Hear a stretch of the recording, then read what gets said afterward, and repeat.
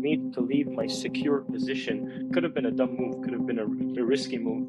But I was like, you know what? What would you say to people who want your lifestyle, but they're scared to leave the traditional legal path? You can't wait for the right time, for the perfect moment to come. You just got to jump. What do you think are the psychological barriers, if we break it down, for lawyers? It didn't really feel like a risk. It looked like career suicide. That reframe, that redefining what success looks like is such a powerful thing. So people actually innovating and finding real problems that are helping real people.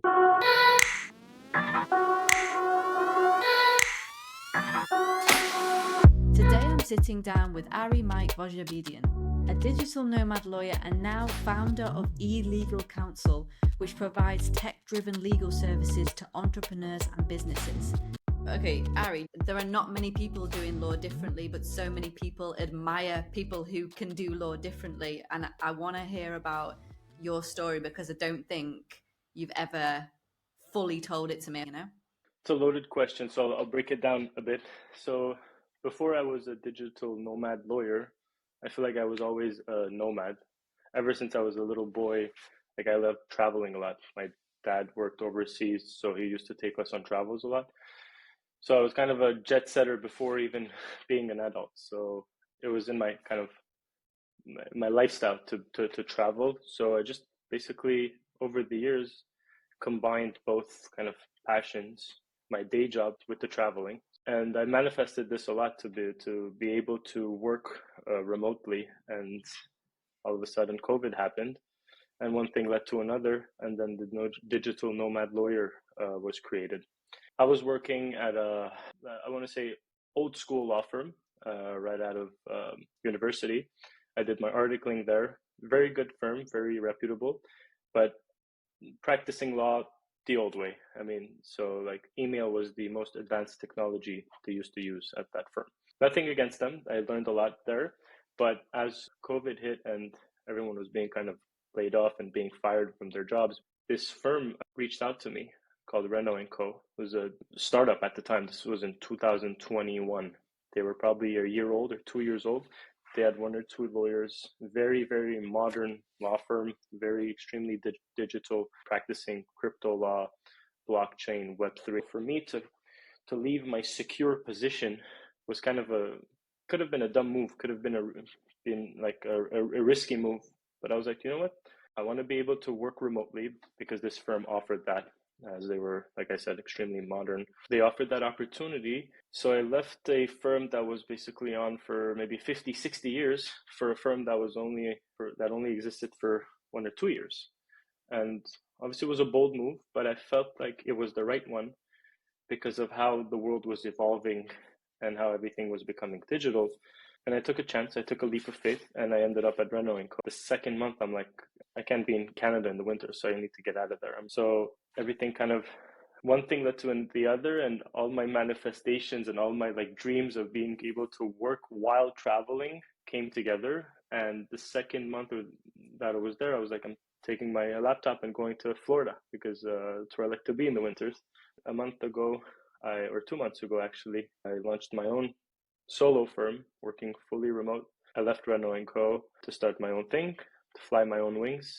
And here I am, very happy. Wasn't an easy decision, another leap of faith, but it turns out that it's a good decision. You've traveled quite a bit since you've been a digital nomad lawyer working on the road. Where have you been working? Lots of places. I like Europe a lot. So I think the first European destinations we went to were, when I say we, I mean my wife and I, Barcelona. So then Mallorca, then we went to Milan. The year after, I think we went to Crete in Greece, Armenia, and then we did, I think, Greece again, Florida, Argentina, California. So a bunch of places that's off the top of my head where I've been as a digital nomad lawyer. I mostly stay at Airbnbs when I'm traveling. So especially for work, I don't usually do hostels or hotels. So I like to have an Airbnb with at least a nice balcony that I can work from. One of the major hacks as well is having a WeWork pass. With Renault & Co., we had access to basically global desk pass with WeWork. And WeWork has offices in all major cities of the world. Everything kind of looks the same. So I really like that. yeah, working from Airbnb, working from WeWork, coffee shops, it's different, especially as a lawyer. Not a lot of lawyers are used to that, but it's in kind of my personality to and my habits to travel and kind of make a new place our tiny home. I find it, I probably even do my work better because I'm in that spot, because I'm happier when I'm traveling. I don't like to be stuck in a place that when you're happy, you do better work. That's how I feel. I've wasted hours drafting contracts in my business. I've used clunky templates, even written from scratch, looked into paying lawyers. I've even tried ChatGPT, but it just didn't hit the mark. I knew there had to be a better way. And then I found this, Counsel, an AI contract drafter built by lawyers for lawyers. I spoke to the team at Counsel and they use it for their own legal work, and they're improving it every single day based on real life feedback. It actually does the heavy lifting for you. It researches your jurisdiction's laws and nuances and picks up local drafting quirks and even matches your tone and style. It then builds a ready-to-edit Word document with hyperlinks, numbering and a table of contents. It's so quick. I was so impressed when I used it. What I love about it is you can ask it to draft any contract you like, and it will even give you suggestions for appropriate terms or clauses that you'd never even think of. If you're still spending hours drafting contracts the old way, you don't have to anymore. This changed everything for me. If you're a lawyer, business owner, service provider, it might just do the same for you. And Counsel have been kind enough to sponsor this episode, and I'm so excited to spread the word. It's the most sophisticated contract drafting software I've used. To get your free 7-day trial, just go to the description of this episode. Give it a go, and don't forget to let me know how it changes your workflow. What would you say to people who want your lifestyle? They want to become, let's say, a digital nomad lawyer, or they want to create their own digital virtual law firm, but they're scared to leave the traditional legal path. What would you say to them? I get this question a lot in my DMs on LinkedIn. A lot of people message me asking the same question. And the overarching theme that I see in my responses is just try it out. There can't be any certainty. Like, you can't wait for, this was one of my last posts on LinkedIn. You can't wait for the right time, for the perfect moment to come. You just gotta jump. Also, one of the things is not only trying, but also kind of believing in yourself. And if you've been a lawyer for quite some time, you've developed that trust, let's say, with your clients. Like, your clients like assume you're competent already. They're not gonna, and if you've built that trust, if you're working from Barcelona, they're not gonna like doubt you. One or two clients might, and you might lose them, but that means that's not a good fit either way. So you have to be able to bet on yourself. The manifestation is really, really something that has worked wonders for me. Is self-motivating. Thank you for that, Ali. I appreciate that. And you're right that it has helped me get to where I am. Still a lot of room for growth, still a lot to learn. I make mistakes on a daily basis, learning from them. We sit down with Christian Bradshaw, partner at Hunton Andrews Kurth LLP, a Japanese-based firm. We discuss why lawyers are so risk-averse and why this mindset might potentially hold them back. The majority of lawyers, in fact, pretty much all of them except Helen, are pretty risk-averse. They don't want to take risks. They're very cautious. They think about every move. Apart from the obvious pointed industry, what do you think are the psychological barriers, if we break it down, for lawyers in terms of risk and being risk-averse?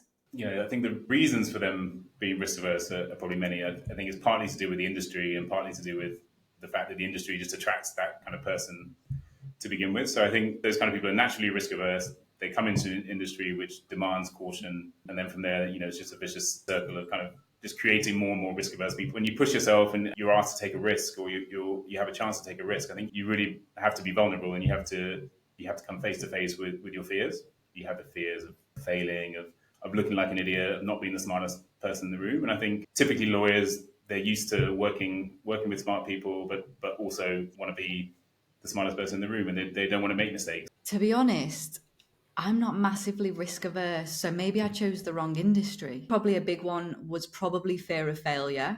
You don't want to take that risk of saying something that makes you look like an idiot. So in actual fact, you hold back a lot. And I think I did in the legal industry when I worked in law, hold back a lot, probably for that reason. Law is this high performance profession which attracts super talented, ambitious people, but they're the overachievers. They're the type A personalities. They're the people who always did well at school. Their parents probably told them that they need to do well and getting an A grade was everything. They do well at school, they do well at university, and then they carry that through into the law firms. And of course, the law firms want these people because they work extremely hard, they're perfectionists, they're people pleasers, and they want to do well. That works well for the law firms because these people just do whatever they can to achieve, to bill more hours, to be the very best. That was certainly me. I'm basically describing myself here. And I think that in turn sort of plays into this idea of being risk averse, because actually, if you're trying to be the best and to achieve and to do everything right, you're not thinking, oh, I'm going to just go and take that massive risk, or I'm going to just be a bit innovative. And if it goes wrong, who cares? Actually, you're thinking all the time, my gosh, I just need to sort of maintain my position and do really well and not put a foot wrong. I actually think it potentially goes against innovation.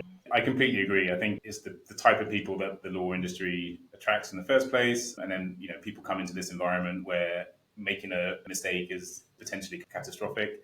You don't want to be the one person that puts their head above the parapet and makes that mistake or tries to be innovative, and then it all goes wrong because the consequences are massive for your clients and for the firm. So I think there's that. I think getting into a good firm or getting a good job after law school in the first place, I think is a massive boost for your ego.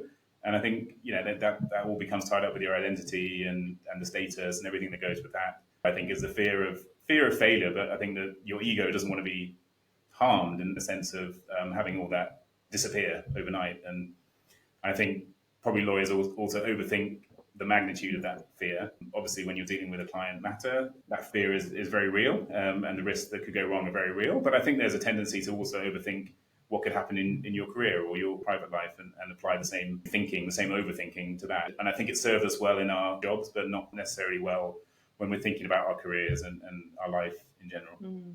I think I was definitely more worried at the junior end of my career. It was the imposter syndrome. It was the feeling not good enough.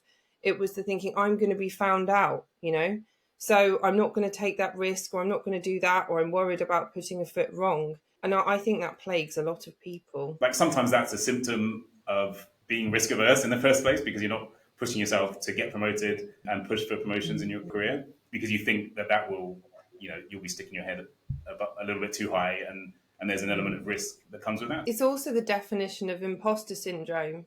It's when you don't see people like you in those positions of power. That's what we have to fight against. That's why we need more women on boards. It's not why we need more women in leadership. It's why we need more ethnic minorities, more Black people, LGBTQ, all of this stuff. Because it makes me sad to hear that, to think there's a younger version of you who on some level subconsciously most probably thought there's no one here like me, and so it's not even worth trying. What I find is people often get a bit stuck because they're not happy in their current role. It may not be that they want to leave law or anything like that, but they're just not willing to put themselves out there. They're fearful of so many different things. It's interesting what the mind does, I think, when you start to push yourself out of your comfort zone. They say, well, what if I don't have enough money? Or what if I can't do it? What if I'm rejected? And often the money one is a really interesting one, because actually when we break it down and get granular, and I say, let's get a spreadsheet out, let's work out how much money have you actually got and what is it you want to do and what's the risk here, that the money thing is, with, I would say, 98% of lawyers, the thing that keeps them from doing things. It's like they say, oh, well, I can't afford it. So it just shuts that down. I'm talking to Dharshi Hardina, Fractional General Counsel, Executive Coach to Legal Leaders, and host of Unbiased Podcast. So I'm interested in the connection between AI and human lawyers, because I was speaking to a lawyer yesterday who said to me that they think that AI is going to completely take over law jobs. And I said, well, what about AI making it possible for lawyers to become more human and have that human touch? What about that opportunity? And he was like, no, I don't see it happening. What are your views on this? Well, lawyers are tough customers when it comes to this AI gig. But yeah, this is actually something I feel really passionately about. And sometimes I stand out like a sore thumb as an in-house lawyer, as a practicing lawyer for almost 20 years, because I'm kind of in that camp of, as you were suggesting, AI can actually free us up to do more things. And actually, we had a roundtable talking about this humans and machines kind of element. And something that came up for me was that we never really speak about lawyers being creative or like all those kind of things. And it really comes a bit down to your identity. Part of that change management is like, who are you as a lawyer? Is all you're about is drafting contracts and doing all these things that these machines can now do? Or is it the nuance and the judgment and creating something and influencing people and bringing things to the fore? And so it really does kind of require a bit of just that kind of expansive thinking on the people side. And sometimes like the tech is actually the easy bit, but if you want to bring people on that journey, it can't be as binary as one or the other. It has to be more than, oh, once your job, like it's taking your jobs, because one is that's going to take a while. And you've got this runway to really think more about what we want from our careers, from how we're contributing. And I think there is so much scope for lawyers and how we're trained to offer something over and above and to allow for AI to help them and us. Right. Yeah. I mean, I do think the same, but I just can't imagine how that's going to look. But I think, lawyers will need to be more emotionally intelligent, more culturally aware, more able to interact with people than they do now, because they get to hide behind screens and admin work. Yeah. But how do you think it's going to look in like 5 years' time, for example? I don't think any of us can answer that question with any level of certainty. The rate of change, if anything is true of this AI revolution or whatever you want to call it, is that its change is going so fast. I think all we can do is control the controllable. But in terms of future-proofing ourselves and our careers, I think once you have to enable the AI to do what it's doing, we are going to have to get out from behind that screen. And like you said, I think we don't invest as much in the people side, in the cultural awareness, in that emotional intelligence. And typically for lawyers, it's the soft skill. It's the not as much value add as knowing the law. But actually, there are tools that can tell us the law very easily, but not so much building those relationships, being able to kind of see around corners, being able to apply that in a really commercial way. I think it is looking like a shift in like what the metrics are for a successful lawyer, and then gearing towards that. Because one thing that lawyers are good at doing is like working towards a goal. Yeah. So I think the goal posts just have shifted and now we need to kind of redirect. Absolutely. Yeah. Do you think the biggest shift is the mindset? Yeah, I really think it's about mindset. I mean, I have a bias there because I believe that so much so that I became accredited as a coach and I work with a lot of lawyers to coach them through that. And that's been the data that has come through for me from clients, is that it is so much to do with that mindset. And as I say, it's that reframe, that redefining what success looks like is such a powerful thing, but it's a bit of a slow journey. I'm speaking with Rob Hanna, host of Legally Speaking podcast. AI, this is the hot topic. Yeah. What is your perspective on how AI is changing the legal industry? So, well, firstly, and it's a contrarian view, a lot of these AI businesses will fail. And I think there has to be an understanding of that. And I think that's good in a way, because the very best will survive. And I think those that do survive and either get acquired or raise money or do successfully will have very, very good quality products and will genuinely solve a problem. Like I was saying before, when I've been interviewing people here, I'm really looking for those AI businesses that have really understood the heart of the problem rather than just adding to the noise in terms of another whatever it might be, drafting, contract management. What are you doing differently that's genuinely going to help legal professionals become far better at their job and reduce their hours and increase their overall well-being within practicing within the law, or if you're actually a receiver of services, how is that doing helping you get access to justice? So for me, I'm most excited about, I've had Philip Young, founder of, I think you've had Philip Young as well. Great. If you've got a small claim, now people potentially can get access to something that, ordinarily could never have been possible. So people actually innovating and finding real problems that are helping real people. I think that will be 10x'd over the coming years. And I'm excited to see those organizations that do really focus on the pain point and the problem flourish. So I'm positive, but I do want to sort of have an element of caution that don't just think you can add to becoming another legal tech AI business just because there's a wave to be ridden here. It's like, well, what is the strategy? How are you going to think about that? Who are you potentially going to be collaborating with? How are you going to get funding? Because so many of these businesses don't, and then they end up folding after a year or two. So yeah, that's just my thoughts, but I'm very bullish, very positive, and very excited about AI. And even in my own world as a podcaster and as a content creator, using it to be faster, sharper, creative, all of that good stuff. So I see it as a net positive, and I think those that understand the problem and deliver on it will be very successful. Yeah, I think obviously there's so many different factors as well. You've got to think about like regulation. You've got the EU AI Act, which doesn't apply to us. Yeah. And it's like, okay, there's so many companies and so much change and movement. And like you say, it's kind of also a little bit bullish, I would say. Yeah. And it's like, okay, what's going to happen in terms of like how it's going to be regulated? Adaptable. I mean, I sit on the board of a couple of legal techs. One is LexiDesk, which is a voice AI platform. And, we're always looking at how we can reposition our market fit in terms of, well, maybe some law firms, traditional law firms have always wanted a human at the end of the phone as part of that first touch point. So how do you go on that marketing journey and how do you re-educate the prospective buyers and actually know this is going to be the cause of action? It's like any evolution, isn't it, from dial-up internet to everything else. So yeah, I think understanding you need to be adaptable, understanding getting your marketing and product fit right, and being conscious to the fact that, like you say, regulations, moving goalposts, all of that good stuff. But I think if you come to events like this and you listen to podcasts like yours and you meet good people, you might just get that nugget of wisdom. You might be stuck on something at the moment and you might just get that answer and you'll be away to the races. But I'm all about tech for good. If you're a legal tech founder still trying to grow your brand, the reality is this: someone with half your expertise is about to out-position you. And when they do, you don't just lose reach, you lose deals, investors, opportunities, and more. I'm opening exclusive free access to a blueprint I've never shared publicly. If you want to become law firm's go-to legal tech solution, you'll need to become the leading authority. I explain exactly how in my blueprint. Go to the description of this episode to get it sent straight to your inbox now.